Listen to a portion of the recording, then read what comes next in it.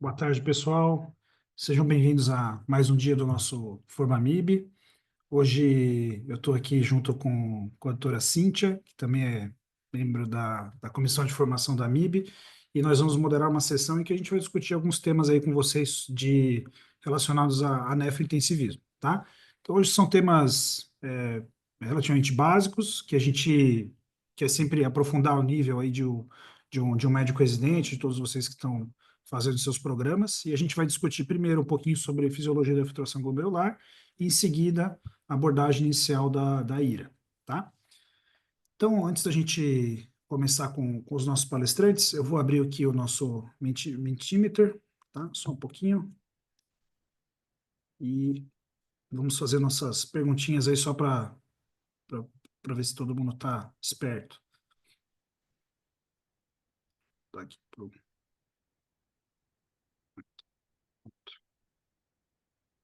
Muito bem. Antes de ir para as nossas perguntas, eu queria só lembrar vocês, semana que vem, no dia 8 de maio, quinta-feira, o grupo Inova, né, os jovens intensivistas aí que fazem parte desse grupo, eles vão ter uma programação que é o segundo encontro Inova de jovens intensivistas, né? Eu tive a oportunidade de fazer parte do grupo Inova em gestões passadas e esse evento tem acontecido aí com uma certa aconteceu pela primeira vez no ano passado e agora esse ano vai acontecer novamente. E é uma baita oportunidade, especialmente para quem está começando a entender a vida associativa, o que a MIB tem feito, né? E lá a gente vai discutir temas pertinentes da nossa comissão, da comissão de formação, como o próprio FormaMIB, o teste de progresso, né? A gente vai falar um pouquinho sobre ele também. E vamos falar outros temas também, sobre planejamento da carreira, empreendedorismo na terapia intensiva, coisas que às vezes quem está começando na formação em terapia intensiva tem muita dúvida, né? Tá? Então, o pessoal do Inova fez uma programação aí bem bacana para vocês. Então, quem quiser se inscrever é só entrar aí no QR Code, tá bom? E fazer sua inscrição, é online, é gratuito. E o pessoal que é aqui de São Paulo também, se vocês quiserem falar com seus supervisores de programa, deve ter, que eu saiba, talvez tenha uma vaga aí para cada residência aqui em São Paulo. É só pedir para o supervisor do programa falar com a organização que vocês vão conseguir participar, tá bom? Muito bem. Então vamos para o nosso Mentimeter e fazer nossas perguntinhas. Então, conectem, ou vocês podem entrar no mente.com e usar o código que está aqui em cima, tá bom? Que é o 71444995. Ou quem quiser conectar aí pelo QR Code também, fiquem à vontade, tá? Vou dar 30 segundinhos aí para vocês conectarem. Vou aproveitar para falar boa tarde para todo mundo. Junto com o Bruno, faço parte da comissão de formação da MIB e o Inova é o nosso futuro, então vou estender aqui, reforçar o convite para participar do encontro aí. Perfeito, Cíntia, muito bom. Muito bem. Então vamos para a primeira perguntinha nossa aqui. Então, aqui é um casinho simples, né? Então, um paciente previamente rígido, de 40 anos, é internado com um quadro de choque séptico secundário a uma pneumonia, e a creatinina na admissão é de 6 miligramas por decilitro. E aí ele foi feita uma expansão volêmica inicial, iniciou noradrenalina, então é no choque séptico, precisou de vasopressor, manteve uma PM adequada com essa dose de noradrenalina e evoluiu com uma diurese de 1 ml por quilo por hora. Tá? Ou seja, ele chegou com uma creatinina de 6 e após o manejo hemodinâmico inicial aí que vocês discutiram semana passada, ele abriu uma diurese de 1 ml por quilo por hora. E aí a pergunta é, em relação à taxa de filtração glomerular deste paciente nesse momento, o que a gente pode dizer sobre ela com base nessas informações? Uma das alternativas não é possível estimá-la nesse momento. A outra eu posso estimá-la com equações preditivas, usar um Cockcroft-Gault, MDRD, CKD-EPI, etc. Ou eu posso falar assim, é provável que o clearance esteja ali entre 10 e 50. O que vocês acham que é a resposta mais adequada aí?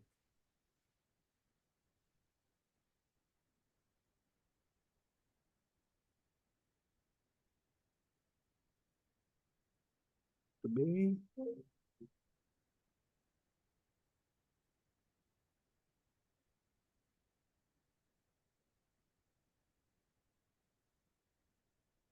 Mais alguém? Mais alguma resposta aí, pessoal?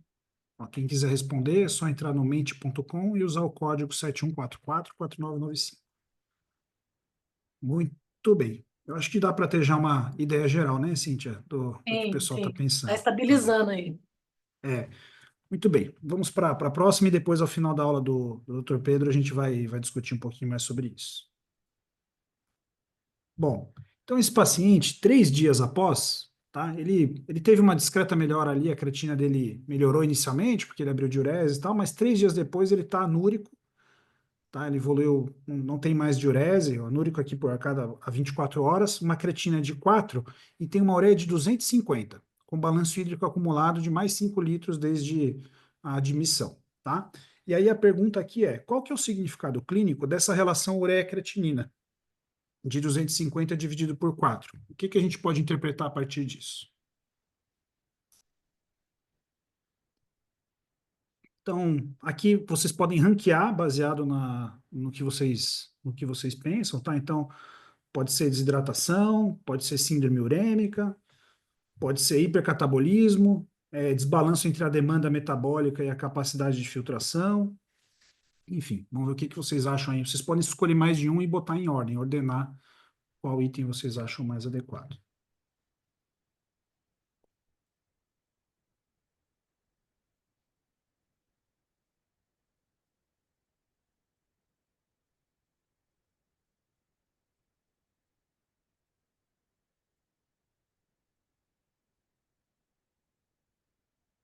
Muito bem, mais respostas. Quem ainda não respondeu aí, ó, pode entrar no mente.com, usar o código.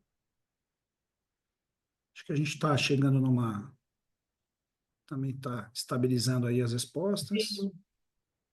Então, o pessoal gostou da síndrome urêmica, desbalanço entre demanda e capacidade, hipercatabolismo e desidratação. Ok, muito bem.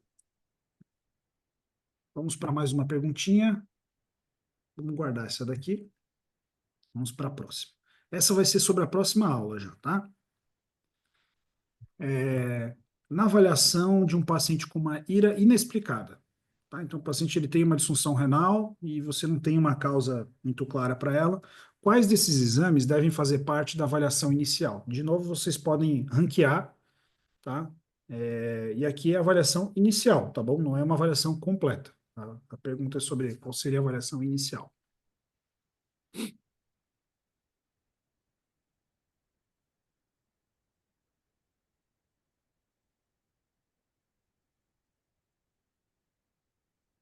Urina 1, ultrassom, cálcio, hemograma,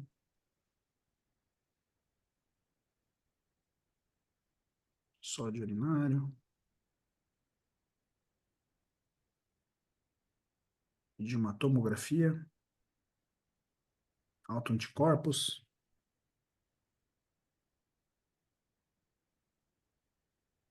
Pô, muito bom. Acho que os nossos colegas nefrologistas vão gostar de saber que o pessoal pede a urina 1 aí, gosta de microscopar o rim.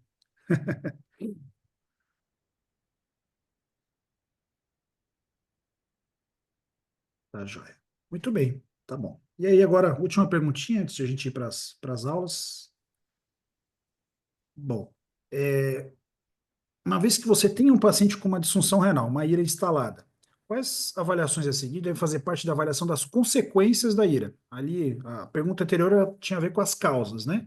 Como a gente identifica a causa. E agora, como que eu avalio as consequências? Que exames eu devo fazer para avaliar isso?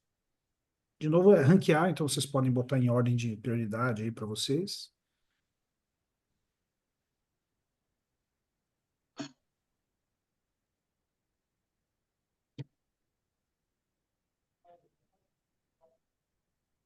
Muito bem, o pessoal preocupado aí com a gasometria, mas também com sódio e potássio, que são os eletrólitos, balanço hídrico, a diurese.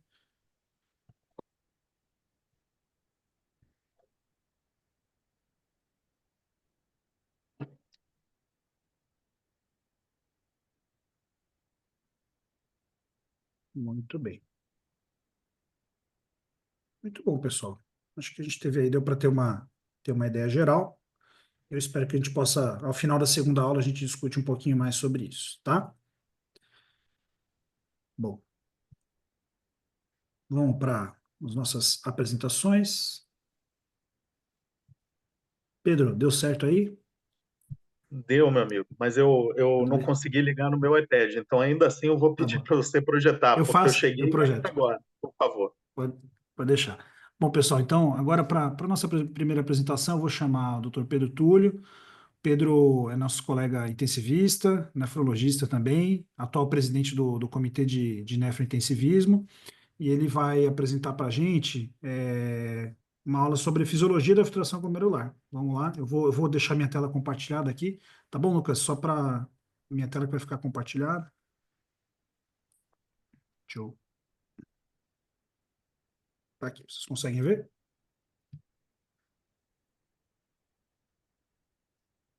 Joia. Acho que Tudo jóia, estamos né? vendo, né? Beleza, Beleza. Pedro. Pode Pessoal, mandar bala, você vai pedir obrigado. para eu passar. Tá bom.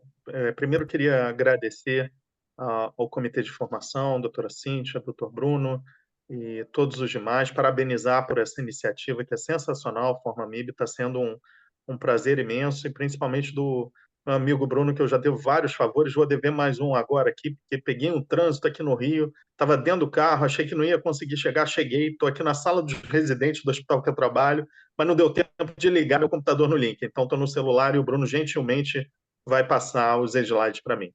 Então, pode passar o primeiro, Bruno, por favor? Então, para a gente lembrar um pouquinho da fisiologia renal, primeiro é importante lembrar que o rim não é só um órgão que excreta líquido, ureia, creatinina e potássio, né? Ele é muito mais do que isso.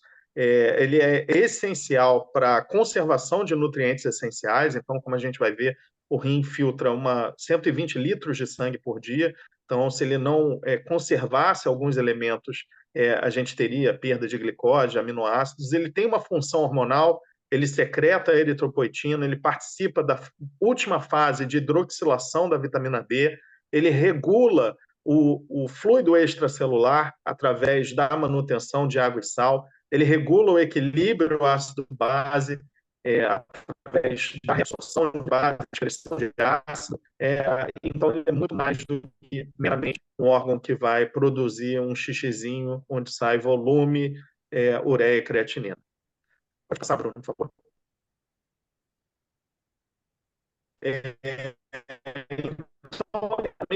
10 quilômetros de capilares, filtra 180 litros, né? Cada rinzinho recebe cerca de 10% de minuto para cada rim.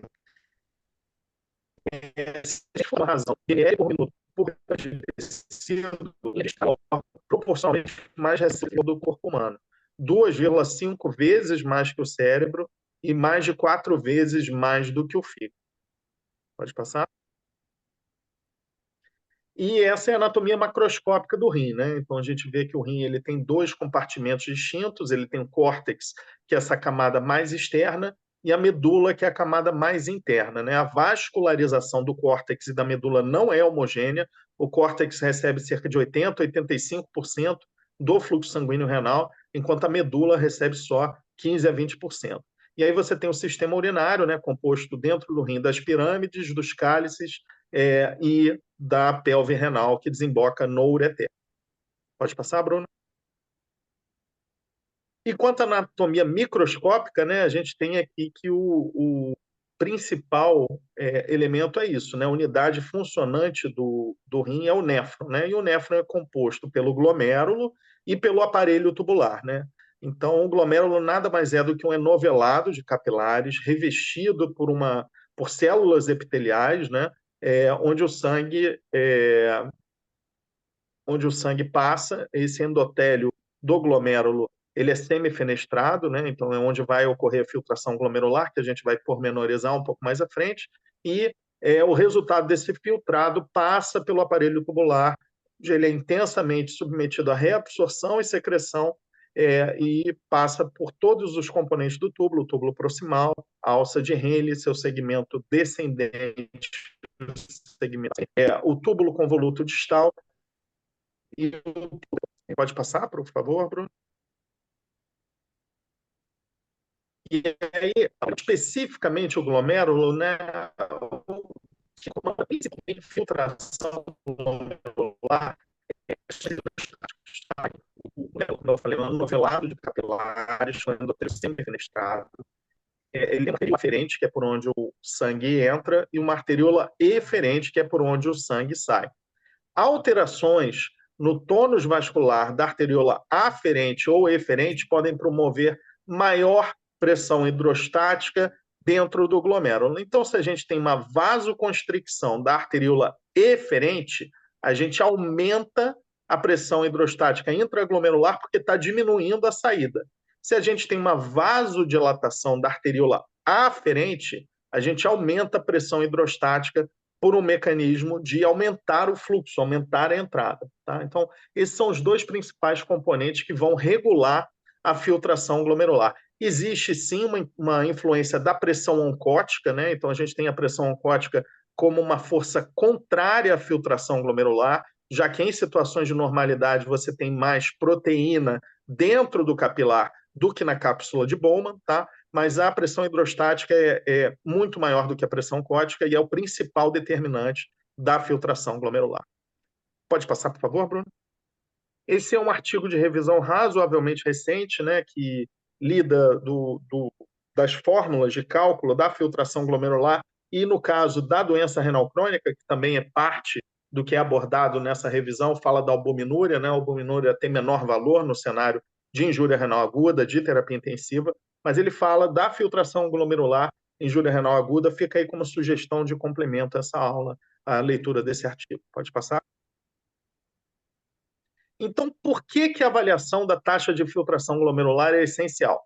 Porque ele estima a extensão da disfunção renal, permite acompanhar o curso da doença, né? Então, se as medidas terapêuticas que você está instituindo estão melhorando ou piorando a taxa de filtração glomerular, porém, não ajuda na elucidação da causa da doença renal, né? Então, a gente não é um exame que vai nos ajudar a dizer por que o rim não está funcionando. Ele vai dizer que o rim não está funcionando. Pode passar, Bruno?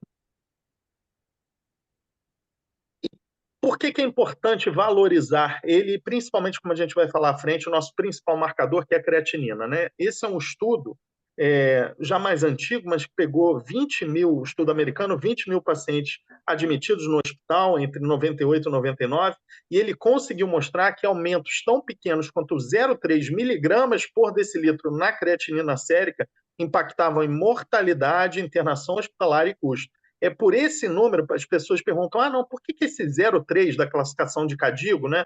Por que se aumentar 0,3, o Américo deve falar da classificação na aula dele, por que 0,3 e não 0,4, 0,5, 0,1? É por conta desse estudo aí, que elegantemente mostrou que um aumento de 0,3 já impacta em mortalidade, internação e custo. Pode passar, Bruno?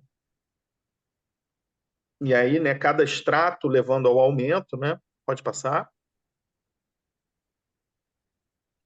E o clearance, né? O clearance é um conceito um pouco diferente, né? O clearance, primeiro, não é só clearance de creatinina. Clearance pode ser calculado para qualquer soluto, tá? Ele é definido como volume de plasma que é depurado. Depurado é a tradução mais adequada para clearance, né? De uma determinada substância em uma dada unidade de tempo, né? Então, quando a gente fala que o clearance de creatinina é 100 ml por minuto, quer dizer que 100 ml de plasma estão sendo depurados de creatinina por minuto.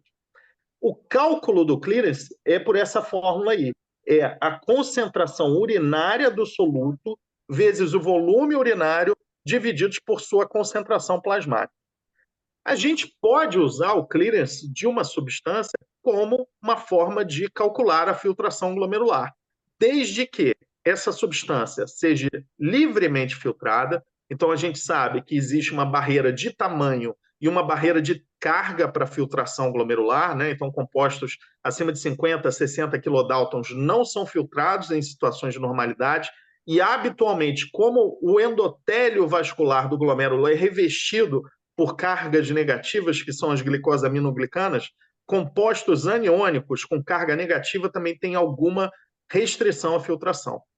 Para a gente dizer que o que está saindo na urina é resultante exclusivamente da filtração glomerular, esse marcador ele não deve ser reabsorvido nem secretado ao longo do néfron, para que tudo que saia na urina seja o resultado somente da filtração glomerular. e que ele tem uma produção endógena constante e previsível. Pode passar, Bruno?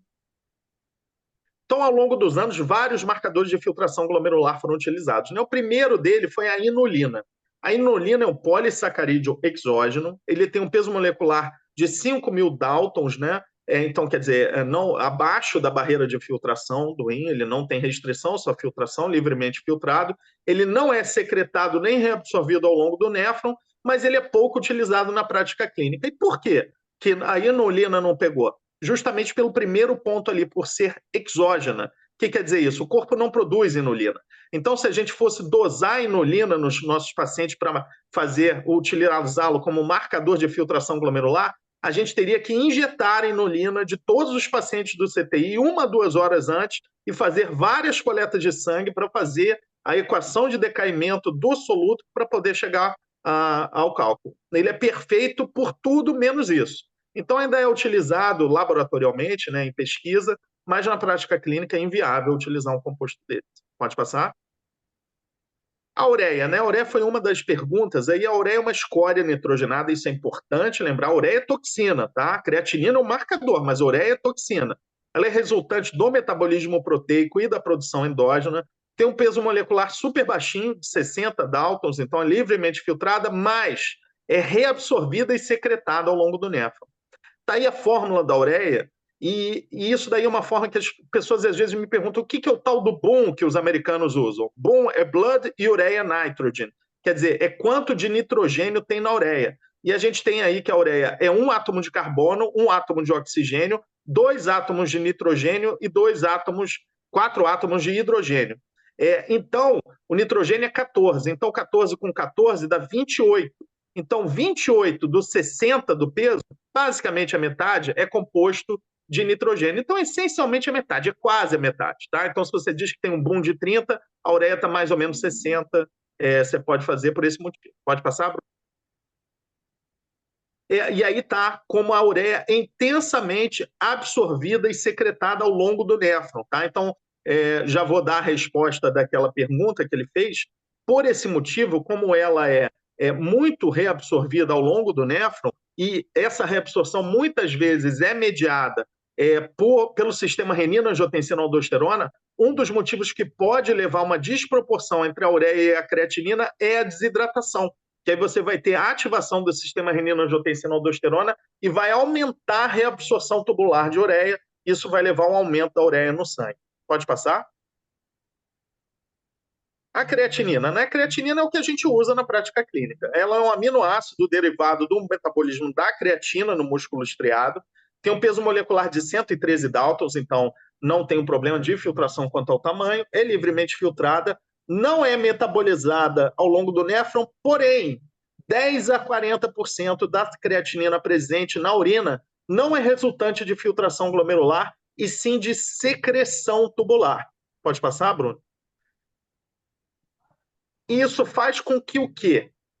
Quando você tem a redução inicial da filtração glomerular, a creatinina demora a subir. Por quê? Porque, embora esteja caindo a filtração glomerular e ela deveria subir no sangue, você está aumentando a secreção tubular. Então, ela demora a começar a subir de uma forma mais linear em relação à queda da filtração glomerular. Quando baixa de 60 e principalmente abaixo de 30, é que vai ter uma relação mais linear, porque aí você ultrapassou a capacidade de secreção de creatinina pelo néfron. Então, por isso que aquele 0,3 miligramas por decilitro importa muito, porque nessa fase inicial, a elevação da creatinina é pequena frente à dimensão da queda da filtração glomerular. Pode passar, Bruno? E aí, como é que a gente estima a filtração glomerular pela creatinina sérica? Né? Como ele falou, tem várias fórmulas, né? Então, tem o Cockcroft-Gault, o MDRD, o CKD-EPI, elas levam em conta o peso, sexo, raça e albumina, mas uma ressalva muito importante. Todas elas foram desenvolvidas no contexto de doença renal crônica em acompanhamento. Então, exige uma função renal razoavelmente estável. Então, a sua aplicação em terapia intensiva tem que ser feita com ressalvas, porque qualquer uma delas foi desenvolvida para o intuito de acompanhamento de doença renal crônica em progressão. A mais utilizada hoje é a CKD-EPI, ela tem essas funções logarítmicas, né? Então é impossível de calcular sem o auxílio do nosso cérebro auxiliar, né, de um celular ou de um computador, e a única que dá para botar no papel e calcular é o Cockcroft-Gault, né? Mas isso é do comitê, o Bruno falou do I9, é do comitê dos I-velhos, que eu pertenço, que eu cheguei a usar o Cockcroft-Gault em algum momento, mas hoje é mais utilizado o CKDR. Pode passar? E aí, esse é um conceito interessante, tá? Então, é um artigo que ele propôs a utilização de uma fórmula cinética do clearance de creatinina calculado, a partir da plasma creatinina. Então, pode passar, Bruno? E aí, o que ele fala é de você usar um conceito de medidas em intervalos de tempo, não usar uma única creatinina sérica, mas usar a creatinina sérica de hoje, quando é 1, e do dia seguinte, quando é 2,5. Pode passar, Bruno? Por quê? Porque aí a gente vê nesse gráfico que essa curva mais da esquerda, Bruno, que tem a queda abrupta, isso, não, perdão, a segunda, isso, essa é a curva do cinético. Por quê? Porque se você tem uma creatinina que um dia é 1 e no outro dia é 6, você teve uma queda na filtração glomerular muito grande, tá? Enquanto se você botasse ele na MDRD ou na CKD-EP, essa queda na filtração glomerular demoraria a subir, né? Então, esse conceito é interessante, essa fórmula do GFR kinético tem no Medical, mas é muito pouco utilizado. Tá? Pode passar. Existe um outro conceito, que é de você usar o clearance de creatinina, habitualmente é utilizado numa urina de 24 horas, mas a gente sabe que as decisões em terapia intensiva não podem ser tomadas em 24 horas, e aí tem esse conceito de você colher uma amostra abreviada de urina. Né? Pode passar. Esse é um estudo razoavelmente recente, razoavelmente não, super recente, onde ele fez uma meta-análise, ele viu que a melhor correlação é de uma amostra de 4 horas com a urina de 24 horas. Então, se você colhe uma amostra de 4 horas para fazer o clearance de creatinina, aí não é mais estimado, é medido, ele tem uma boa correlação com o clearance de creatinina em 24 horas. Pode passar? E uma das aplicações dessa urina abreviada é justamente esse conceito que a gente é pouco difundido na terapia intensiva, que é o clearance renal aumentado, ou augmented renal clearance, que existem situações na terapia intensiva onde aumenta a filtração glomerular. A filtração glomerular fica acima de 120, 150. Isso pode ter impacto. Pode passar, Bruno? Então, uma condição de aumento da filtração glomerular é baseado no conceito de reserva funcional renal. Então, o rim, quando está em estresse, aumenta a sua capacidade de filtração. Ocorre principalmente em sepse, trauma e queimados. Existem equações de detenção de risco, né? A principal dela é essa ARTIC, e a detecção é pelo clearance abreviado de creatinina de 4 horas. Né? Pode passar? E qual a implicação que a gente tem do augmented renal clearance? A gente pode ter um risco, por exemplo, de subdosagem de antibióticos, né? Então, esse é um parâmetro importante da gente reconhecer, que às vezes a gente tem que fazer uma dose maior. Como a gente identifica, né? Você tem as equações de risco para dizer quem, e a gente usa a urina abreviada. Quando eu devo pensar, né, naquelas situações clínicas, né? Então, de sepse, jovens, politrauma, e o que fazer é principalmente a questão de monitorar seu nível sérico de drogas, de antibióticos, porque você pode ter que fazer uma dose maior. Pode passar? Estamos terminando, não quero entrar na aula do meu amigo Américo. A cistatina C seria um marcador de filtração glomerular ideal, tá? Ele é um exame que é colhido no sangue, ele é uma cisteínoprotease. Embora o peso molecular seja maior que a creatinina e a ureia, ainda assim ele é abaixo da barreira de filtração por tamanho. É produzido em todas as células nucleadas, isso é uma vantagem. Uma outra desvantagem da creatinina é que ela depende de trofismo muscular, então doentes muito sarcopênicos terão uma creatinina constitucional menor. A cistatina C não tem esse problema, ela é livremente filtrada, então, mas é totalmente absorvida e metabolizada no túbulo proximal, então ele não volta para a corrente sanguínea. Mas por isso você não dosa cistatina C na urina, apenas no sangue, tá? Pode passar? Brevemente, esse é um estudo que avaliou a utilização da cistatina C, né, em pacientes críticos, pode passar. E aí ele teve uma performance diagnóstica bem superior à da creatinina sérica, o Bruno está mostrando aí a ROC curve, né, da cistatina C superior à da creatinina, pode passar. E para terminar mesmo, esse é um novo dispositivo que eu soube dele agora no Eurobrasil, a doutora Marlis Osterman falou dele, é que ele utiliza essa substância reumapirizina, que é uma substância exógena, para fazer o cálculo da filtração glomerular online. Olha só que interessante. Pode passar, Bruno, por favor. Ele é baseado na detecção transdérmica, então essa reumapirazina é um composto fluoresceínico exógeno inócuo de clearance exclusivamente por filtração glomerular. E aí o que o aparelho faz? Ele detecta a fluorescência transdérmica, e com isso ele faz uma equação de decaimento que estima a filtração glomerular online. Pode passar que a gente vai entender melhor. Então ele funciona com esse princípio. Você injeta esse líquido neon aí no paciente, e esse outro dispositivozinho você coloca na parede torácica do paciente e ele tem a capacidade de detectar alteração na fluoresceínica que vão aumentar. Se tiver menos absorção de fluoresceínica, é que tem menos circulando, então está excretando mais. E se tem mais, é porque está excretando menos e isso está com a filtração glomerular menor. E ele é ligado num aparelho, pode passar, Bruno, que faz a leitura online da filtração glomerular. Então, você está vendo ali minuto a minuto enquanto está a sua filtração glomerular. Isso é muito interessante para, por exemplo, você ver sua intervenção terapêutica. Então, o doente está com a filtração glomerular baixa, eu acho que é pré-renal, eu faço líquido, eu vou ver se a filtração glomerular vai subir na hora ou não.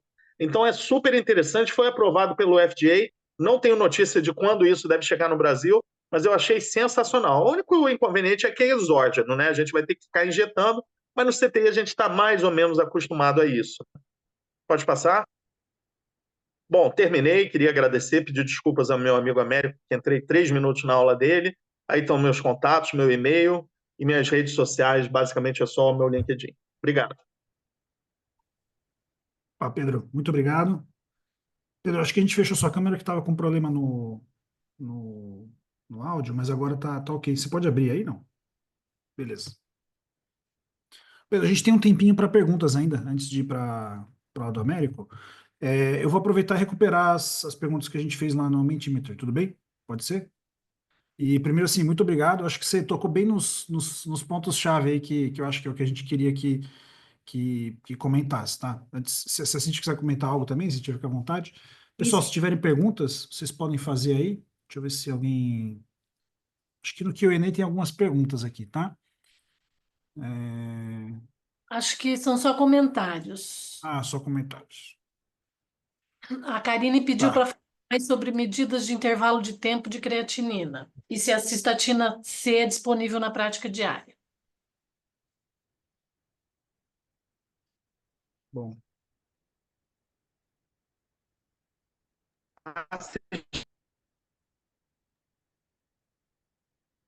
O Posso pedir um problema favor só se dela. cortar? Beleza, foi.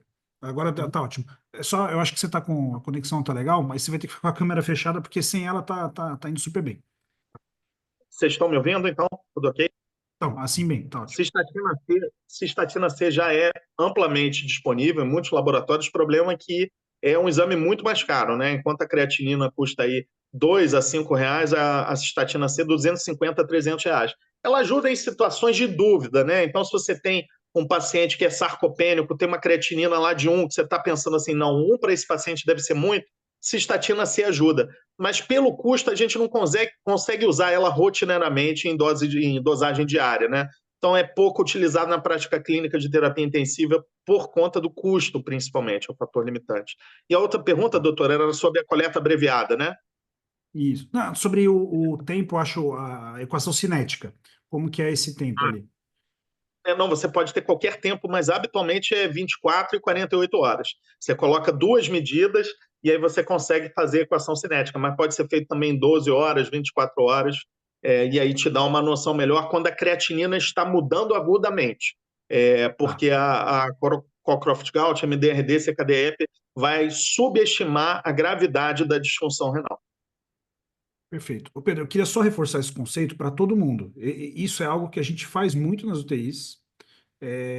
O pessoal pega o valor da creatinina no dia, que é um corte transversal, E uma coisa que a gente tem que lembrar, não sei se o Américo vai acabar comentando, mas a creatina é um marcador que chega atrasado, né? A creatina de hoje reflete o que aconteceu há 2 dias atrás, né? Ou há 36 horas atrás. Então, acaba sendo um marcador que se eu usar o valor desse momento para estimar o clearance de creatinina, eu vou estar estimando incorretamente, a não ser que esteja estável há 2 dias, o valor da creatinina, né? Mas ela não foi feita para o cenário do paciente com IRA. Então, isso é um conceito muito importante.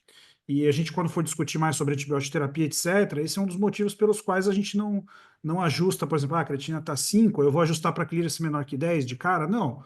Você quer garantir que o paciente está recebendo uma dose adequada de antibiótico terapia, né? Então, acho que esse é um conceito muito importante para a gente ter no dia a dia. Você pode fazer o cálculo, mas você tem que ter em mente que esse valor que você está estimando não é o valor que o paciente tem naquele momento. E aí é importante lembrar que a diurese é um marcador de função renal também, e a diurese ela não chega atrasada. Em tese, ela vai se apresentar, se for uma ira não oligúrica, você vai identificar mais precoce, né? Não quero entrar muito na aula do Américo aí por causa disso, mas eu acho que é bom a gente lembrar disso. É, bom, e Pedro, você falou um pouquinho da ureia, eu vou só, na pergunta que eu fiz lá da relação ureia-creatinina, eu fiz uma provocação mesmo, né? Então, a gente tem, pessoalmente eu acho que tem-se uma tendência, sempre que você vê uma relação ureia-creatina aumentada, fazer essa alça do desidratação, logo eu tenho que dar mais fluido. Mas eu não sei, assim, eu acho que eu lembro quem comenta muito sobre isso é o professor Ravindra Mehta, né, que fala da relação entre demanda e capacidade mesmo do rim. Então, se você tem um rim que filtra bem, ele vai conseguir eliminar esse excesso de ureia, vamos dizer, como em tese geral. Mas você também tem uma demanda. Pode ser que o paciente esteja muito catabólico e a gente tem que lembrar que a ureia também ela pode aumentar a produção no contexto do paciente crítico em geral, quando você tem um paciente mais catabólico e tal. Então, eu queria que você comentasse um pouquinho disso também. Essa relação ureia-creatinina tem algumas situações clínicas onde ela pode aumentar, né? Tem a desidratação, que eu falei na aula, né, por esse motivo, do aumento da reabsorção tubular de ureia. Tem o aporte proteico excessivo, né, que a gente sabe que algumas intervenções nutricionais, então, paciente politraumatizado, grande queimado, eles recebem ali 1,5, às vezes até mais do que isso, grama por quilo de proteína. Isso gera mais metabolismo endógeno, mais proteína exógena, né? E tem o metabolismo endógeno, como você falou, né? Tem os pacientes que estão aí mais metabólicos que aumentam a geração endógena de ureia. Então, a ureia, de uma forma geral, é um marcador ruim, tá? Para filtração glomerular, é um marcador muito ruim. Tem hemorragia digestiva também, que eu não falei, né? Hemorragia digestiva, o sangue é digerido na luz intestinal e gera ureia, né? Então, assim, lembrar desses motivos para aumento da relação ureia-creatinina. E eu estava aqui saindo do carro e entrando aqui na sala, então realmente eu vi aí na questão, o doente tinha sido submetido a uma hidratação vigorosa, né, de 5 litros, então não cheguei a pegar essa parte. Então está mais para isso do que para desidratação, você tem razão. Não, eu acho que é só para ter isso em mente, né? Eu acho para não fazer uma alça Sim, automática, interpretar o doente como um todo ali, né? E é isso. Acho que sim. o Américo levantou a mão, quer comentar algo disso, Américo? Não, eu queria falar que essa discussão é muito interessante e só lembrar que também os estados em que você tem um volume efetivo de volume reduzido, ou seja, aquele paciente que está mal distribuído do ponto de vista de fluido, né? Ele pode ter também essa mesma coisa porque ele tem um estado de hipoperfusão renal. Então você vai subir a Uhum. ureia e a creatinina, a relação vai ser alta e também os estados de diminuição de débito cardíaco, né?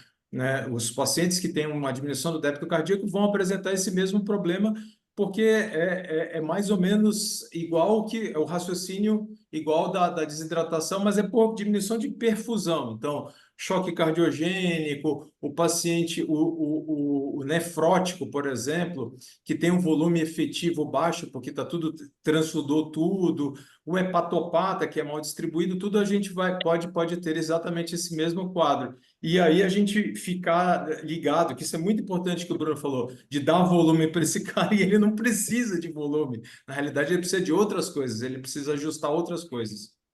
Bacana. Perfeito. Bom, gente, eu acho assim, eu até tinha falado com o Pedro. O Pedro deu uma aula sensacional, assim, acho que tocou em todos os pontos aí relevantes para isso, pessoal. Eu sei que vocês ouvem muito a gente falar que tem que entender de fisiologia e tal, mas é para a gente conseguir entender o que está acontecendo com o paciente na beira do leito, né? A fisiologia é muito, o que a gente conhece da fisiologia é muito menos do que realmente acontece, né? Mas a gente consegue compreender alguns fenômenos ali na beira do leito. Ô Pedro, só a última perguntinha. Você falou um pouquinho você falou da variação da creatina, do 0,3. Aí tem duas coisas que eu tenho em mente, assim. Que eu me lembro, o método que a gente mede a creatinina, ele tem uma certa variação do método, né? Você pode um dia medir um dia medir 1,2, um dia medir 0,9, que é em torno de 0,2, ou eu estou falando besteira? Não, em transplante a gente usa muito isso, né? Variações de até 15, 20% a gente não costuma valorizar, mas às vezes Tá, 15, 20% dá esse 0,3, né? Mas é 15 a 20%. tá. Então, eu acho que isso é uma coisa para ter em mente, né? Que pode ter um pouquinho de variação do método quando a gente mede de um dia para o outro. Tem uma outra questão também, alguns lugares hoje em dia mede creatina da gasometria, e tem a creatina sérica, que uma é sangue total, outra é sérica, fora que o método é diferente, né, de medida, então isso pode dar variação entre um método e outro. Então, se for para comparar, a variação tem que ser dentro do mesmo método, eu acho que isso é importante ter em mente, né? E, e aí, outro ponto, você falou da massa muscular, né, que a creatina depende da Uhum. massa do paciente, né? Então, não sei, tem alguma situação que você imagina, assim, poxa, um paciente chega com a creatina de 1,5 e tá tudo bem, e um outro que é 0,5 e pode estar com disfunção renal? E muito frequente hoje, Bruno, é suplementação de creatina, né? Então, a creatina exógena, ela gera creatinina, né? Principalmente em doses maiores, tá? Então, eu uso creatina, né? Porque eu acho que Sua está creatina é 2, certo. é isso? Então, não, minha creatinina é 1,4, mas eu tomo 5 gramas. Tem gente que toma 20 gramas de creatina. E aí aumenta Entendi. mesmo. Então, tem sido bem frequente em consultório nefrológico pacientes preocupados com uma creatinina sérica alta e por conta de suplementação de creatina. E aí o conceito é o Ah, seguinte: primeiro, creatinina não é toxina. Então, a creatinina elevada não causa nada, né? Isso, ele é um marcador que é utilizado. E aí a gente é uma situação ótima de usar a cistatina C, que aí ela vai tirar essa dúvida, né? Então, uhum. além do tropismo muscular, o cara tem que ser muito musculoso, mas pode ter uma creatinina sérica mais alta só por maior trofismo muscular. Tem que lembrar da suplementação de creatina exógena. Em doses maiores que 5 gramas, pode aumentar a creatinina sim. Perfeito. Bacana, eu acho que isso é levar em conta, né? Eu acho que a diferença entre homem e mulher é muito relacionada a isso, né? Da creatina basal, né? E beleza. Se bem que hoje está E- pau a pau, né? Hoje já não tem mais tanta diferença É, é assim. verdade, é verdade. Não, com certeza. É, E tem uma situação também que a gente pensa pouco: o paciente que é amputado tem uma creatinina melhor. Eu tenho uma paciente transplantada, tadinha, que ela teve um acidente, perdeu o braço, e ela falou: doutor, depois da cirurgia, o meu rim transplantado melhorou, porque a creatinina dela diminuiu, porque perdeu a massa muscular ali do braço. entendi. Que é algo que também pode impactar. Perfeito. Eu lembro, assim, dos casos de paciente com doença neuromuscular, né? Guillain-Barré, que fica tetraplégico mesmo. Às vezes a creatina é 0,2, né? E não É. altera, né? Então é um paciente que você não vai conseguir ver alteração nenhuma baseada nisso, né? Creatinina muito baixa é um marcador de mau prognóstico. Perfeito. Pedro, muito obrigado mais uma vez. Obrigado, Eu meu acho amigo. que, Obrigado, tá? se quiser ficar conosco aí, fica à vontade, mas também, se Vou, precisar vou sair, a gente aproveitar. tá, Vou aproveitar o Américo, com certeza. tá bom. Beleza. Bruno, nós Cíntia, temos 3 perguntas a mais aqui dessa parte. Eu não sei se a gente a rapidamente gente pode deixar para o final, aí a gente, né, responde, só para a né? gente, né, não, Então, a gente vai seguir agora com a aula do Dr. Américo Lourenço Covello Neto, é sobre a abordagem inicial da injúria renal aguda. Ele é doutor em nefrologia pela Universidade de São Paulo, é coordenador do Centro de Nefrologia e Diálise do Hospital Alemão Oswaldo Cruz e também é membro do Comitê de Nefrointensivismo da AMIP. Muito obrigada por ter aceito o convite, doutor Américo. Eu que agradeço, Cíntia, muito, muito, muito obrigado pela apresentação. Cíntia, bom te rever. A gente já participou de outras sessões do Forma MIB, de formação. Dá um abraço no meu amigo Bruno e um abraço no Pedro. A gente está sempre se encontrando aí nas aulas. Então, vamos lá, eu vou compartilhar e agradecer esse comitê fantástico aí de formação, que é uma ideia genial de difundir conhecimento, né? Deixa eu só pegar aqui essa aqui, só colocar no modo de apresentação. Vocês me veem aí? Sim. Sim.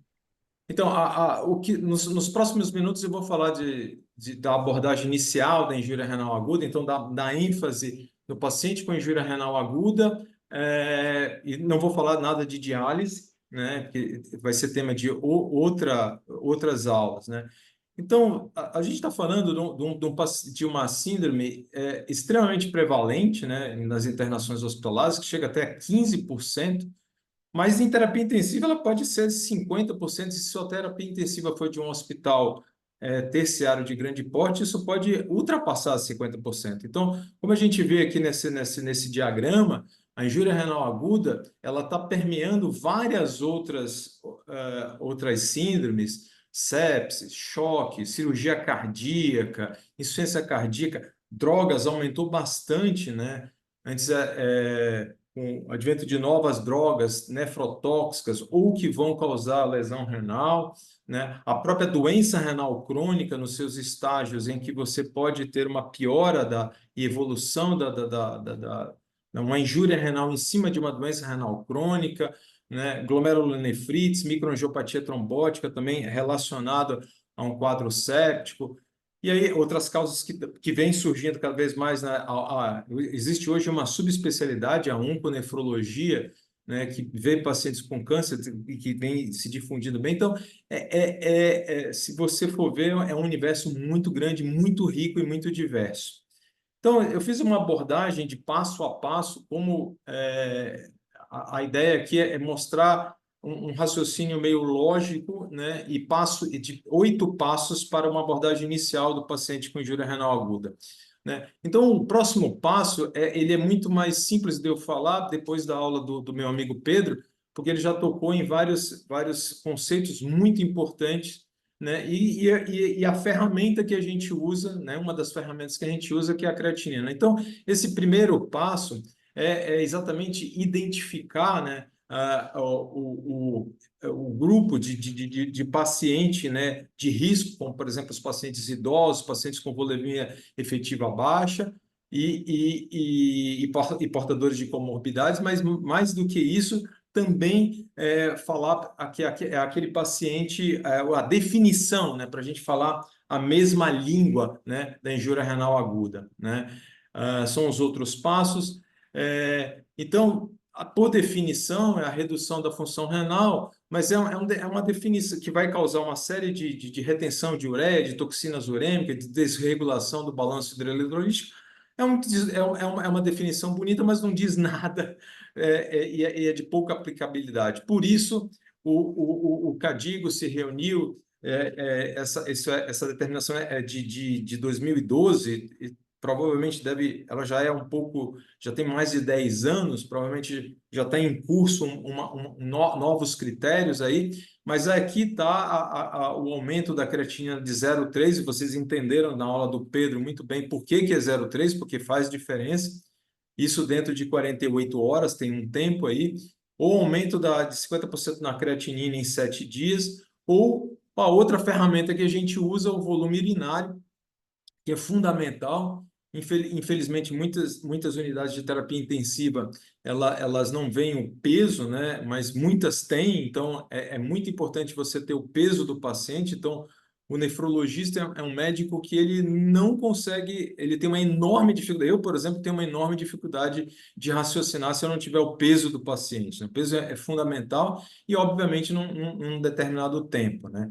Então, aqui é essa classificação ela é para você estratificar também, ou seja, um paciente que está no estágio 1 do CADIGO, ele tem normalmente uma lesão menor, né? E ele tem um prognóstico melhor, né? E assim sucessivamente nos estágios maiores, enquanto você tem 3 vezes mais o aumento da creatinina, ou já de cara já inicia a diálise, ou o paciente está anúrico, ele é pior, esse paciente, ele tem um prognóstico que é pior e a abordagem tem que ser diferente e mais rápida e mais direcionada. Um conceito, além da injúria renal aguda, né? a gente tem que ter um conceito da doença renal crônica, que muitos desses pacientes é aquele paciente que tem 2 de creatinina ou 1,8 de creatinina e tem um insulto e faz uma injúria renal, que é muito comum hoje nas UTIs pela idade dos pacientes que já têm uma disfunção renal. E um conceito novo que o Cadigo traz, que é da doença renal aguda, né? A doença renal aguda é uma injúria renal aguda que é inferior a 3 meses, né? Ou seja, mais de 3 meses, quando você tem uma lesão, já é crônica, mas inferior a 3 meses, ou uma queda da filtração glomerular de 35%, ou um aumento da creatina de 50% por inferior a 3 meses. É aquele paciente que ele tem um insulto, e é muito comum hoje em terapia intensiva você ter um insulto em cima de um outro insulto. Então, é aquele paciente que ele teve um quadro hemodinâmico, mas depois ele pega uma infecção, e aí tem um outro quadro pela sepsis, ou por uma droga, por exemplo, que ele estava tratando uma sepse, e essa droga pode ter uma nefrite intersticial e ter uma outra lesão em cima de uma outra lesão, né? O segundo passo, na realidade, é checar. Na realidade, esse passo é muito importante e todo médico, e principalmente o intensivista, ele tem porque ele pega o prontuário e pega o doente e vai olhar. Então, checar as medicações é uma prática muito importante, né? Porque isso vai determinar ajuste, por exemplo, ajuste de antibiótico e os culpados por uma nefrotoxicidade, em que você vai ter droga desde anti-inflamatório, passando por antibióticos, inibidores de calcineurina, os inibidores de checkpoint, que são utilizados na oncologia, hoje muito comum nas imunoterapias, passando por antivirais, o próprio contraste, né? Drogas que reduzem o volume efetivo, como diurético e as glifosinas, por exemplo, que você pode ter um aumento, uma concentração de algumas drogas ou uma associação de nefrotoxicidade, ou drogas que reduzem a pressão de filtração, né, como os inibidores de enzima de conversão, ou os bloqueadores do receptor da angiotensina, ou mais recentemente os inibidores do receptor da niprisilina, que é utilizado, o sacubitril, que é utilizado no tratamento da insuficiência cardíaca, né? Essas drogas, elas, em algum momento, elas vão ser suspensas ou depois elas podem voltar, mas elas precisam ter uma noção, né? O passo 3 é pegar uma ferramenta muito importante, que é o ultrassom. Para o nefrologista, o ultrassom é básico, né? E já definir de cara, por exemplo, uma causa de injúria renal rápida de você definir, direcionar e tratar. O ultrassom para excluir a ira obstrutiva, né? Então, é aquele paciente que tem o famoso bexigão, um aumento do globo vesical, ou ele tem um distúrbio, um aumento rápido da creatina. É aquele paciente que ele tinha 0,9 e tem 7 de creatinina no dia seguinte, né? Isso você pode desconfiar que é uma ira pós-renal, porque está fechado, então ele vai ter a filtração, mas não vai poder sair, então vai acumular tudo. Aquele paciente que no ultrassom tem uma hidronefrose, frequentemente ele tem hematúria macroscópica, né? E algumas causas, né, como as doenças da próstata, câncer de colo de útero, litíase renal bilateral, que é raro, mas pode existir, ou fibrose de retroperitônio, né? Então, aqui é só para mostrar um diagrama em que, quando você tem uma obstrução, em que você tem uma dilatação bilateral, você vai ter uma hidronefrose bilateral, né? E você vai ter um aumento de creatina rapidamente, né? Aqui é só um diagrama mostrando uma hidronefrose. O passo 4 é um passo muito importante, que é a avaliação da volemia, e que eu vou comentar um pouquinho sobre a questão da ira pré-renal, da ira renal, né? E expansão volêmica. O passo 4 ele se junta ao passo 5, que é a diferenciação, que é uma das perguntas aí do teste, né? Então, a avaliação de volemia do paciente, tem muita coisa que você pode usar, desde a história, exame físico, o peso, que é fundamental, olhar o balanço hídrico, que é uma outra ferramenta muito importante, que é a tradução do volume urinário, a diminuição do volume urinário, que você vai ter um balanço hídrico aumentado. O próprio raio-x de tórax te dá a velha e boa pressão venosa central. A ultrassonografia, que é uma ferramenta muito útil, aquele mesmo ultrassom que pode ter definido ou não uma ira pós-renal, ele pode ser utilizado para ver o diâmetro da veia cava inferior, como inferir volemia nesse paciente, ou uma avaliação pulmonar das linhas B pulmonares, ou mais uma monitorização invasiva contínua, existem ferramentas para isso, ou as chamadas provas de volume, em que você faz uma alíquota de um certo volume e vê a resposta desse paciente, né? Então, uma coisa muito importante, quem está assistindo a gente, é entender esse processo, né? Uma ira renal, pré-renal. Renal é um processo evolutivo, né? Em que você tem uma lesão em que eu não tenho muita. Eu tenho uma lesão hemodinâmica, né? Ou seja, só no glomérulo, mas eu tenho pouca lesão tubular, né? Já a ira renal, né? Os quadros da ira pré-renal, eles não têm uma lesão estrutural, é um quadro hemodinâmico, né? E eles são revertidos mais precocemente, mais rapidamente. Então, lembrar de depressão verdadeira, hipovolemia, hipotensão, choque, né? Os estados que você tem um volume efetivo baixo, ou uma isquemia renal, né? Numa obstrução seletiva do rim, ou as drogas que eu falei, que diminuem a perfusão, né? Inibidor de enzima de conversão, bloqueador de receptor de angiotensina, os anti-inflamatórios também podem acontecer isso aí. Como diferenciar? Você tem que ver um teste de expansão, muito cuidado com os pacientes cardiorrenais ou hepatorrenais ou os nefróticos. Então, que volume que eu dou? Cristalóide, cristalina, né? Ou eu dou albumina, ou eu dou cristalóide balanceado, né? A ideia aqui, quando você vê no plasma, né, a composição do plasma e compara com a salina, você vê que realmente o tal do soro fisiológico, de fisiológico não tem nada, né, na realidade, né? Porque você tem um pH baixo, um cloro alto, um sódio alto. Então, que raios de fisiológico é isso, né? Não é um termo muito bom, mas é um cristalóide. E quando você olha as soluções balanceadas, elas são muito mais, do ponto de vista metabólico, melhor, né? E sobrecarregam menos os pacientes do ponto de vista de cloro, né? E levando a menos acidose, né? Esse é um trabalho brasileiro que honra muito a gente, que é o BASICS, né? Em que a doutora Cíntia fez parte, é a autora, e o autor principal, o primeiro autor é o meu amigo Zampieri, né?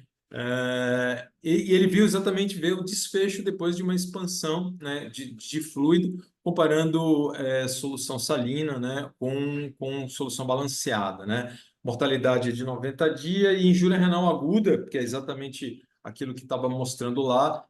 Você vê que os pacientes receberam, em termos de 2 litros, o cloro realmente na solução balanceada é menor, mas o desfecho desse trabalho, em termos de mortalidade de 90 dias, não houve diferença, e os desfechos secundários também, ou para progressão da doença renal, da injúria renal aguda, ou ir para a diálise, não mostrou diferença, né?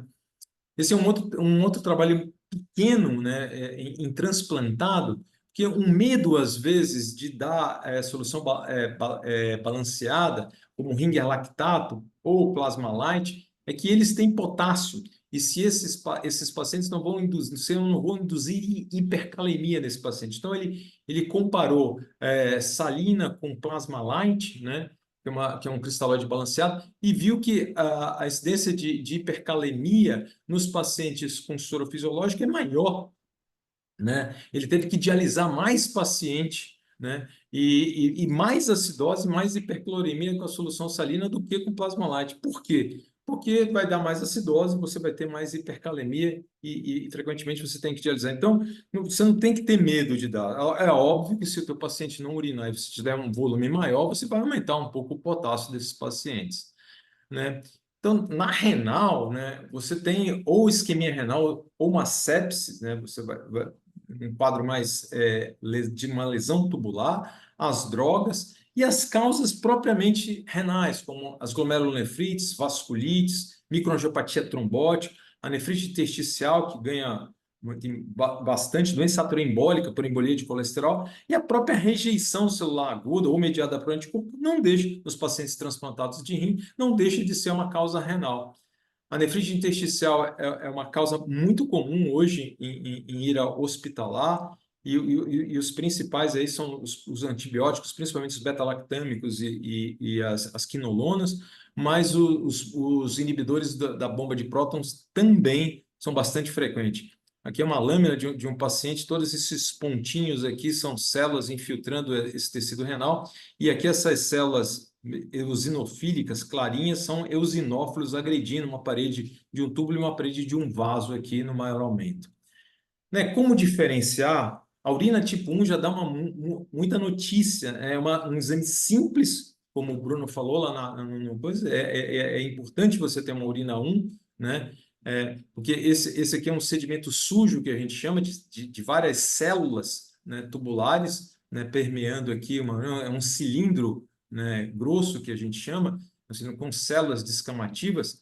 Essas células na injúria renal, elas se descolam, né, pelo processo inflamatório e pela mudança da polarização dessa célula, e aqui é um aumento de um túbulo renal em que você tem exatamente um túbulo careca e essas células aqui que vão formar os cilindros. Isso daqui é a tradução anatomopatológica desse diagrama, desse trabalho aqui de revisão bem mais antigo, né?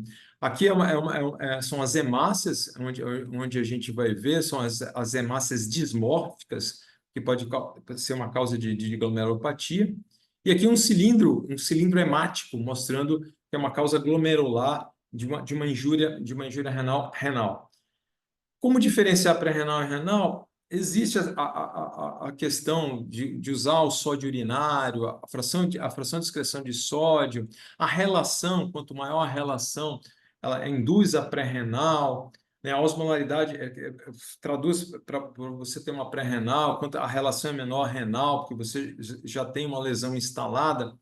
Mas isso cai em prova, tudo, mas isso na prática eu vou dizer que cada vez a gente usa menos, né? Esse trabalho que já não é tão novo, que é um grupo renomado do professor Reinaldo Bilon, mostrando que a fração de excreção de sódio e em pacientes que são muito comuns, é um estudo prospectivo em paciente séptico, mostrando que a sensibilidade é muito baixa e a especificidade também não é lá dessas coisas do sódio urinário e na fração de excreção, porque muitos pacientes já estão recebendo diurético, ou a própria condição dele faz esse sódio urinário aumentar, né? Então, é só para mostrar que essa foi uma conferência do CADIGO de 2020 da injúria renal aguda. Então, a abordagem tradicional para classificar a ira em pré-renal, renal e pós-renal, ela é encontrada nos livros e ela precisa ser reformulada, né? Ela precisa ter uma abordagem diferente, porque esses termos, na prática clínica, às vezes, ou eles são inúteis, né? Ou eles traduzem aquilo que o Bruno falou, bem colocado, né? Às vezes você tem um termo pré-renal que ele pode ser mal interpretado e sempre achar que é hipovolemia.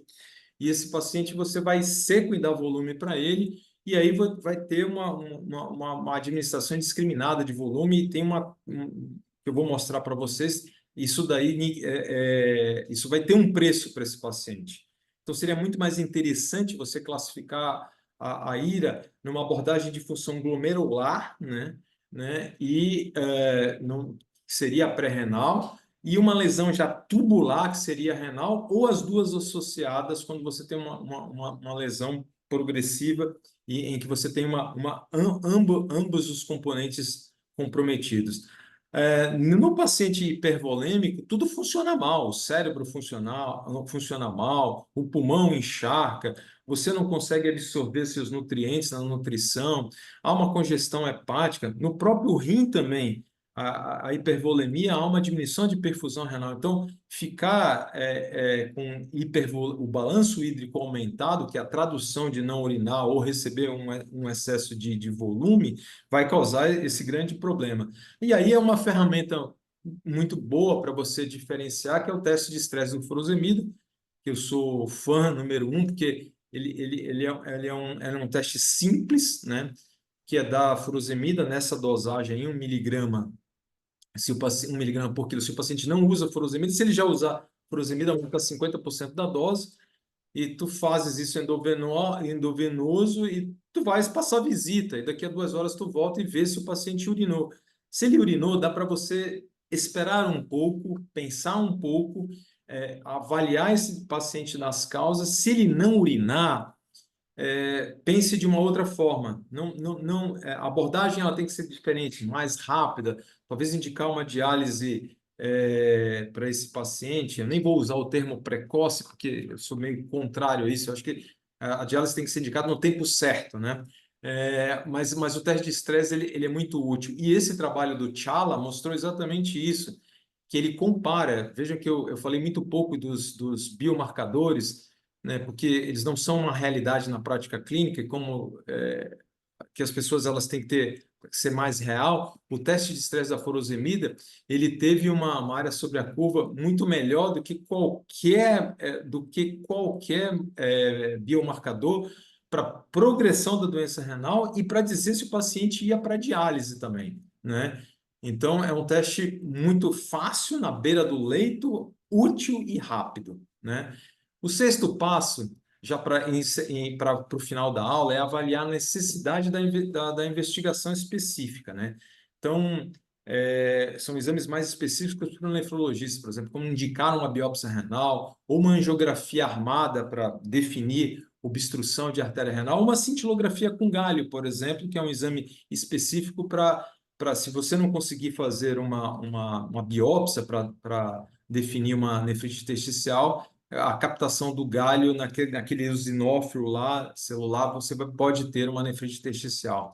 Então, a biópsia ela é sempre guiada por ultrassom ou tomografia nesses casos, e não é porque o paciente está na UTI que você não pode fazer biópsia renal. Pode sim fazer biópsia renal, os cuidados são um pouco maiores, mas às vezes precisa, naquelas iras mais prolongadas de 4 semanas, sem perspectiva de melhora, né? É lógico que sempre pesar risco-benefício desse paciente, porque ele vai definir, se for uma glomerulonefrite, você tem que ter um tempo rápido para agir, para dar o corticóide ou para dar um imunossupressor, porque senão você está perdendo o rim e esse paciente pode virar um renal crônico e precisar fazer um transplante, né? O sétimo passo, o tratamento conservador. Eu vou me deter a alguns temas, né, como o tratamento da hipervolemia, né, e aí você vai usar diurético de alça mesmo, ou um bloqueio sequencial de néfrons de combinação de diurético. Bicarbonato, tratamento da hiperpotassemia, que tem coisa nova, né, na praça. E tratamento da anemia, ele é importante, né? Ou você usa o eritropoetina, ou mesmo uma transfusão de hemácia naquele paciente que precisa, né? Ou de uma abordagem cirúrgica, ou um paciente que está instável que precisa. Então, o bicarbonato, né, parece uma coisa muito utilizada na prática, mas esse é o Bicard ICU, que é um estudo em 26 UTIs francesa, que desfecha a mortalidade de 28 dias. Ele comparou dois grupos, um grupo controle, que ele expandiu com salina, e outro grupo com bicarbonato. E o bicarbonato ao meio, né, 4,2%. Né? E ele viu esses pacientes eram graves, 80% usavam droga vasoativa e ventilação mecânica, eram pacientes idosos, tinha muito doente já com disfunção renal, e ele viu que a mortalidade foi menor no grupo que ele deu bicarbonato para esse paciente. E também os desfechos secundários, que é a progressão da doença e a necessidade de diálise, também foi eficaz o uso do bicarbonato. Então, o bicarbonato é uma arma que a gente tem de abordagem inicial desse paciente antes da diálise, mas muito cuidado naquele paciente que está com hipernatremia, já está com hipervolemia, né? Para falar de potássio, uma coisa importante é afastar a pseudo-hipercalemia, a pseudo-hiperpotassemia, né? Aqueles casos de hemólise ou erro de coleta, você pode ter um potássio alto, e é falso isso, né? Na realidade, o potássio alto vai causar uma série de alterações na transmissão neuromuscular, pode dar fraqueza muscular, as arritmias cardíacas, né? Isso geralmente com potássio acima de 6, então a gente vai ver a onda T apiculada aqui, o alargamento e sumir a onda P aqui, e até ritmos mais graves. Isso tem a ver também com o nível do potássio, tem a ver o tempo de evolução desse potássio. Às vezes, níveis de potássio não tão altos, você pode ter pode ter essas alterações, né? Porque o potássio subiu muito rapidamente em casos de destruição celular, né?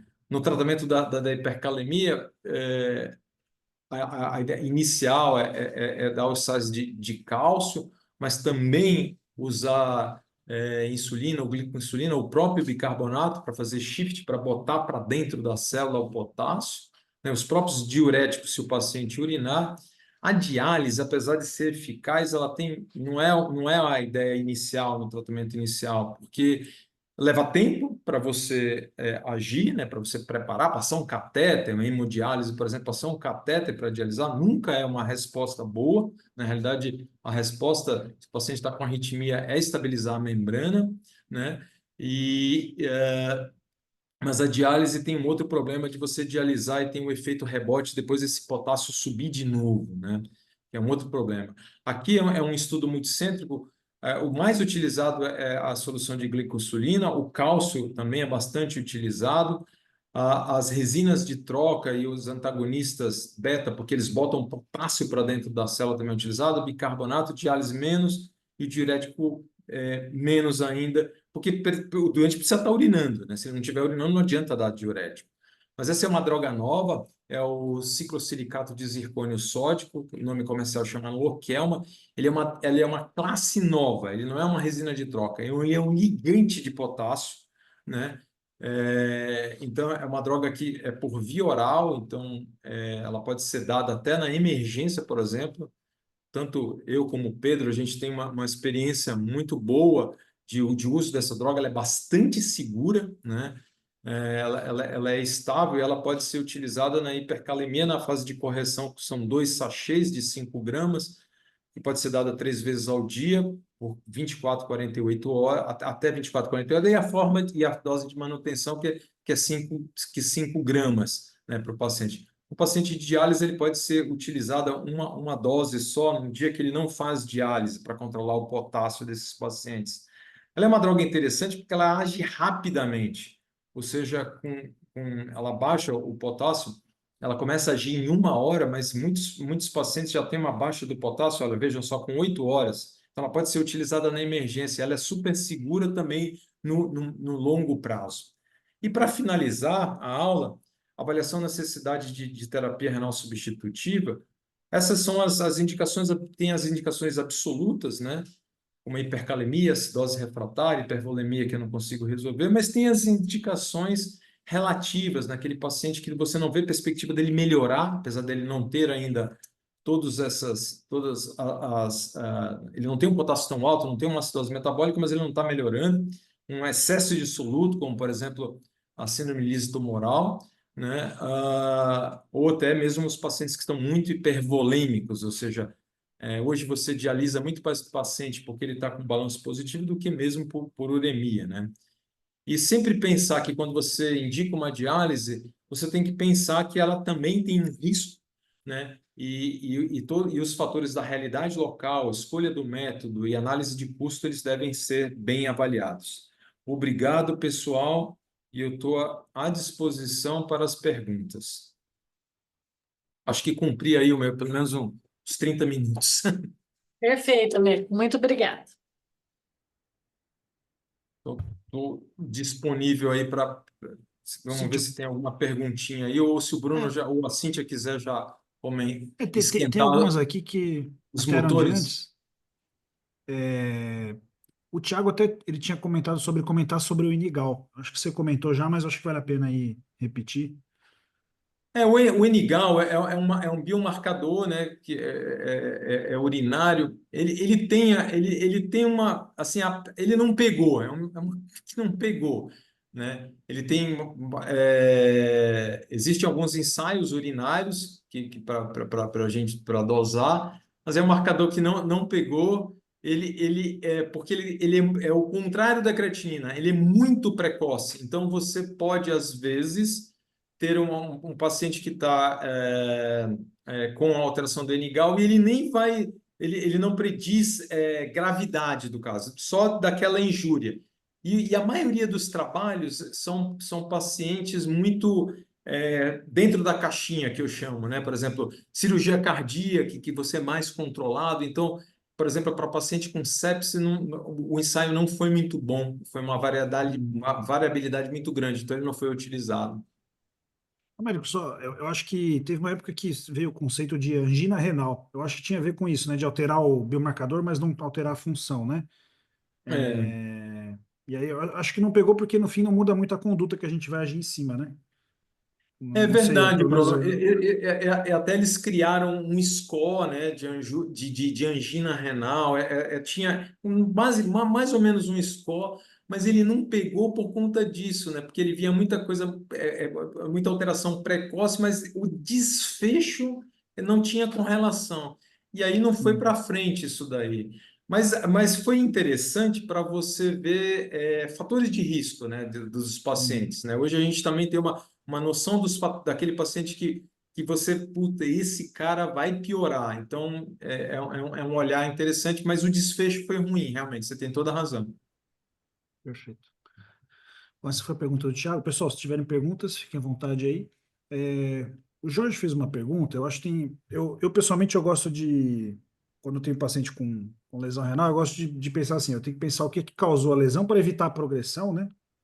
Porque se eu identificar a causa, eu evito que ela piore ainda mais, mas ao mesmo tempo eu tenho que me preocupar com as consequências, né? Se o paciente tiver uma lesão renal, especialmente quanto mais grave for, aí tem o risco de acidose, precalemia, hipervolemia, né? E eventualmente até de diálise se você não agir adequadamente. E aí ele perguntou, isso é uma coisa que não encaixa em nenhum desses itens, que é como ajustar a dose do antibiótico quando você não tem certeza ali da função renal. Ele até perguntou um pouquinho sobre a função renal aumentada, sobre o clearance aumentado. Como que a gente faz nesse contexto aí? Você tem... Na realidade, nos antibióticos que você dosa é simples, né? É, é, Mas eu vou dizer uma coisa para você, né? Tem aquele conceito de você fazer análise cinética, né, dos antibióticos. Muita gente faz isso daí, baseado naquele conceito que o Pedro falou, né? Existe cálculos para esses antibióticos, mas eles são cálculos às vezes um pouco complexos, né? Mas na prática do dia a dia, eu posso falar, né, da minha prática, é você usar a dose sem correção inicialmente. Eu faço muito isso daí, né? Principalmente quando eu quero iniciar o antibiótico, nas primeiras 24, 48 horas, eu raramente corrijo o antibiótico, né? Eu faço a dose cheia mesmo, né? Porque eu fico muito preocupado de subtratar esse paciente e perder esse paciente por infecção, né? Esse é um conceito importante.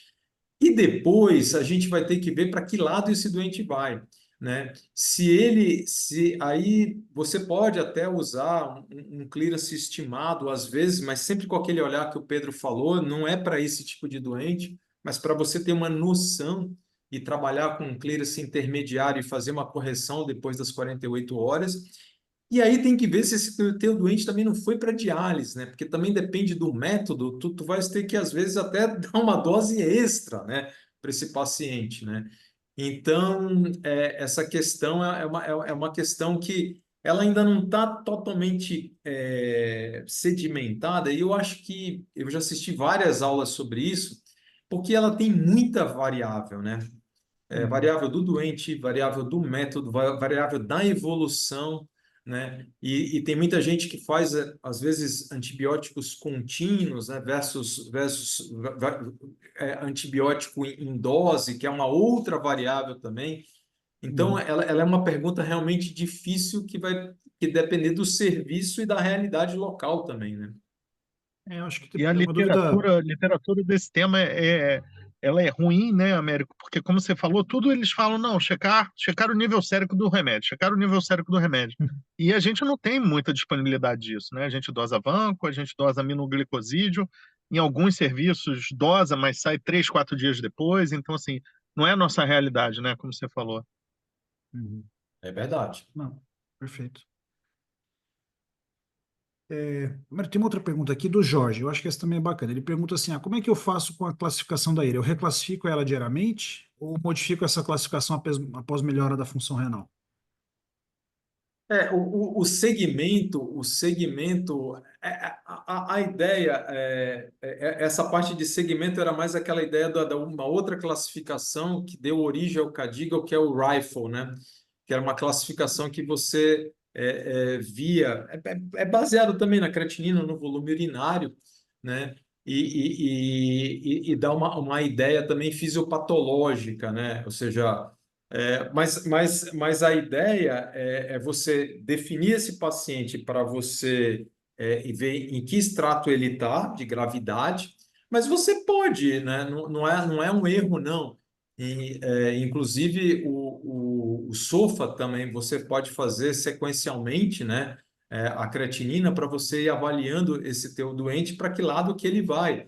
Existem vários estudos mostrando isso daí, os especialistas em score prognóstico, ela é utilizada também, e a gente faz na prática do dia a dia, né, Bruno? A gente que está na beira do leito, né, vendo, por exemplo, o volume urinário é uma coisa que você vê toda hora, né? Você vai ver a cada 6 horas, a cada 12 horas, a cada 24 horas, e assim, e passo a passo, que eu acho que vai ser uma outra variável que vai entrar no próximo CADIGO, né? Que é o balanço hídrico, que é o reflexo do volume urinário baixo também, né? Que muitos pacientes, eles apesar de eles terem uma função renal ainda adequada, a demanda deles é muito alta e o rim não consegue, né? Não consegue. Não Uhum. sei se o Pedro pode acrescentar um pouco mais nisso aí, porque isso daí é uma pergunta muito, É, muito interessante do Jorge.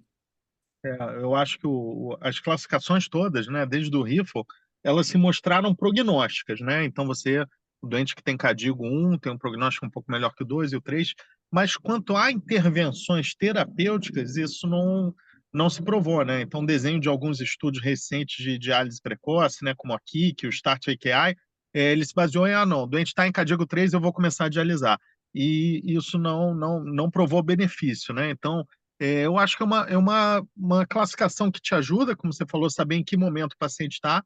Ela tem impacto prognóstico, mas quanto à intervenção terapêutica por ela por si só, não tem valor. Perfeito. Se eu puder Eu acho que. comentar sobre Fala, isso, Cíntia. só complementando, que como o doutor Américo já falou anteriormente, é importante a reavaliação continuada da função renal, não para intervenção especificamente sobre ela, mas especialmente para o ajuste da antibiótico terapia, né? Que Uhum. você pode, se você não reavaliar isso diariamente, você pode manter um subtratamento aí no caso de haver uma melhora da função renal, por exemplo, ou você pode piorar uma toxicidade no caso de haver uma piora da função renal, né? Perfeito. Perfeito. Eu acho que, assim, na prática, só acho para tentar responder bem pro Jorge, se ele fosse reclassifica. Jorge, assim, geralmente a gente vai ter o máximo de gravidade, você vai falar assim, ele teve uma ira Cadigo 3. Isso vai ter um impacto prognóstico, até na recuperação a longo prazo, etc, entendeu? E aí o outro aspecto é se essa ira foi persistente ou transitória, né, Américo? Eu não sei se que a gente antigamente o paciente que recuperava a função renal, a gente falava assim, foi uma ira pré-renal. Hoje até eu lembro que foi um trabalho do Belon um tempo atrás que eles falaram assim, em vez de a gente chamar de pré-renal e renal, fala foi transitória ou foi persistente. O paciente melhorou depois das suas intervenções iniciais, ali em 48, 72 horas, ou não, ele só piorou e acabou precisando chegando na diálise ou estabilizou numa função renal bem ruim, né? Então, acho que esse é na prática, é assim que a gente vai raciocinar, assim, o máximo de gravidade, se melhorou ou não, né? Não sei, me corrija se eu estiver errado aí, mas... Não, mas é isso mesmo, Bruno. Você tem razão. E aquilo que o Pedro falou, né? Isso daí não mostrou eficácia para intervenção, né? Pelo menos ainda. Eu acho que está faltando ainda. A gente tem inveja às vezes dos cardiologistas porque a gente não tem a nossa troponina do rim, né? A gente não tem ainda. A creatinina É, é a mais utilizada, ela é ótima, tudo, mas ela tem esses problemas, né?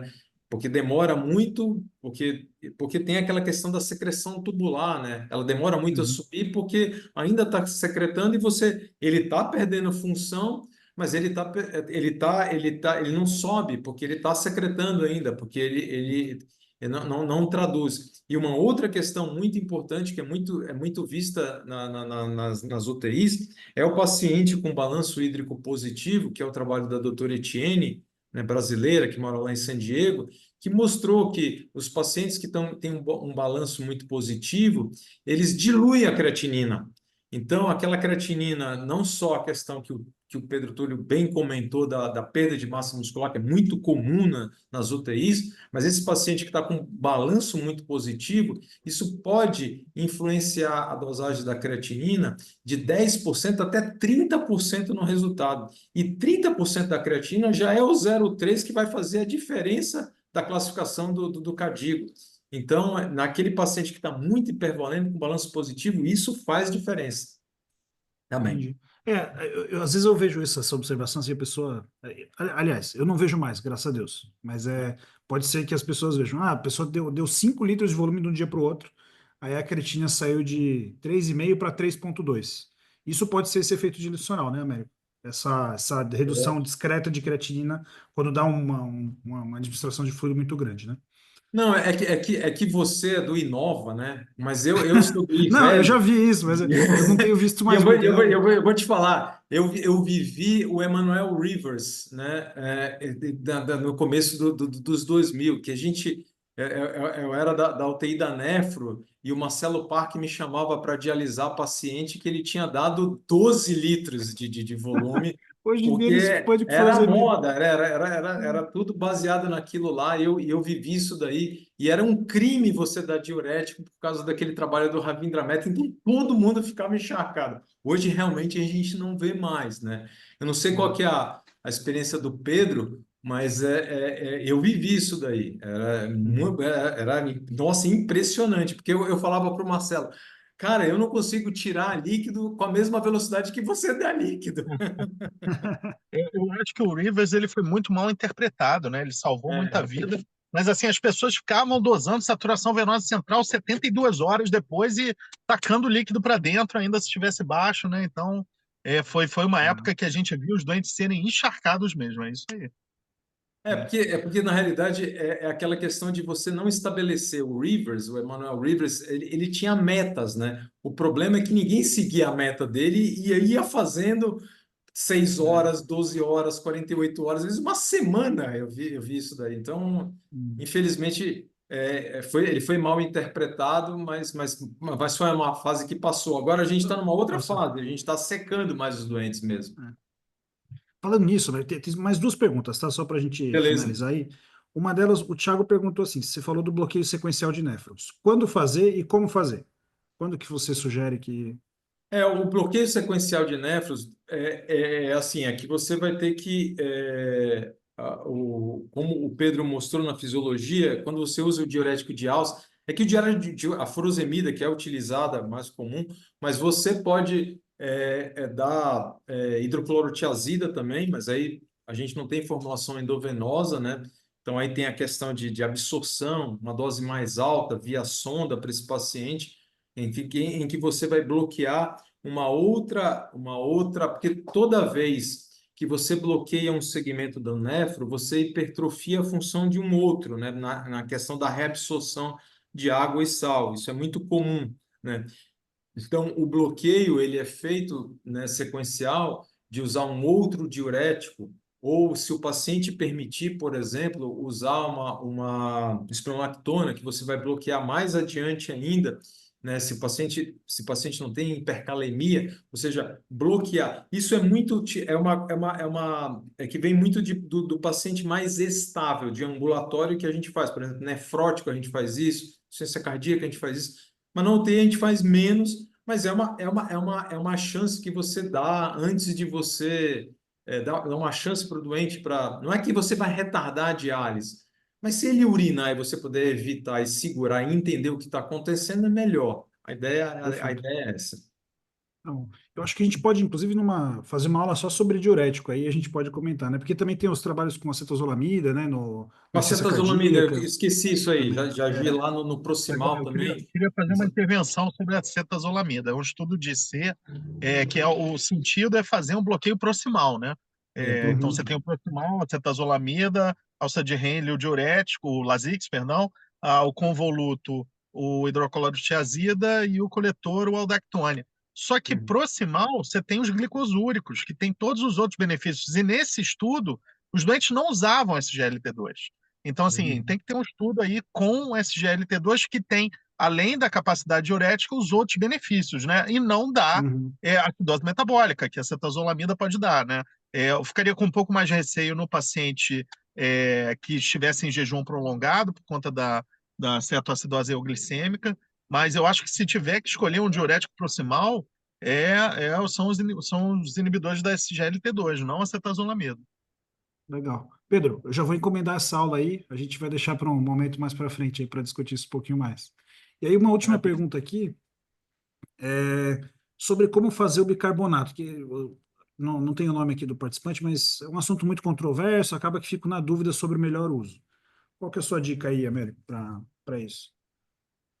É que o nefrologista, é, eu e o Pedro, nós somos intensivistas e nefrologistas, a gente usa uma consideração maior, porque a gente sabe se o paciente não responder ou ele ficar hipervolêmico, eu mesmo vou startar a diálise, eu vou iniciar a diálise. Mas esse trabalho Bicard ICU, eu achei uma forma interessante, né? De você diluir um pouco esse para não dar muito sódio para o doente e tem um nível, né? Ele vai dando as alíquotas até no máximo ele chega a dar 1 litro, né? Ele não ultrapassa 1 litro de bicarbonato, né?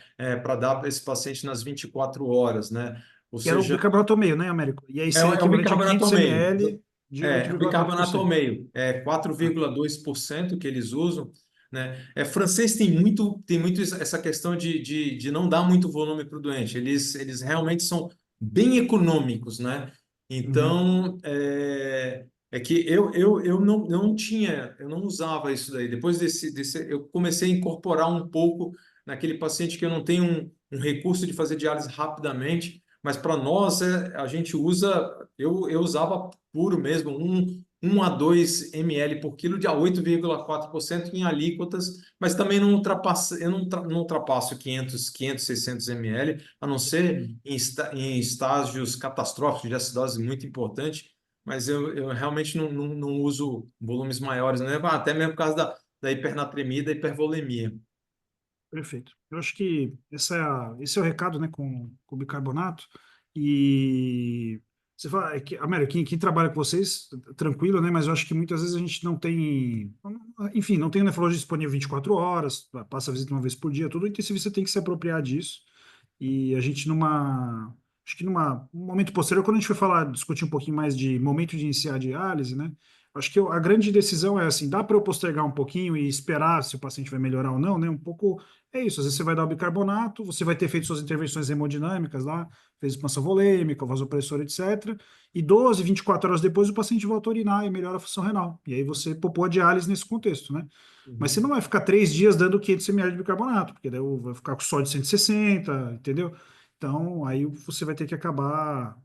Se o paciente ficar anúrico muito tempo, não vai ter muito jeito, né? Você vai ter que acabar em diálise. Mas, sem dúvida, você ganha um tempo para tomar uma decisão mais informada, porque o tempo nos ajuda a entender o que está acontecendo com o doente, né? Para que lado vai. Muito bem. Perfeitamente. Cíntia, você queria comentar mais uma coisa? Acho que a gente já está um pouquinho, 5 minutos adiantado aqui. Excelentes aulas, né? Agradecer muito o Pedro e o Américo. Acho que atendeu bem ao que a gente organizou aqui para hoje. Perfeito. Obrigado, Cintia. Bom, gente, muito obrigado aí, mais uma vez, doutor Américo, Pedro, nossos membros do Comitê de Nefrotecivismo. Pessoal, quem não se inscreveu aí para a semana que vem, aproveita e quinta que vem, tentem participar do segundo encontro aí dos jovens intensivistas. E semana que vem a gente tem mais, eu até agora não lembro exatamente qual que é a nossa aula, eu acho que semana que vem a gente vai falar um pouquinho sobre ultrassom e passagem de catéter com ultrassom, tá? Como fazer isso de uma forma mais segura possível, tá bom? O Pedro Túlio é especialista em ultrassom, ele manja muito, viu? Não, mas coitado, senão eu só vou chamar ele para dar aula, a gente tá variando, né? Tem que dar um descanso para ele. Sou um curioso, eu não sou especialista. Obrigado, pessoal. Boa Um noite. abraço. Boa noite, um Tchau, abraço, pessoal. Um abraço.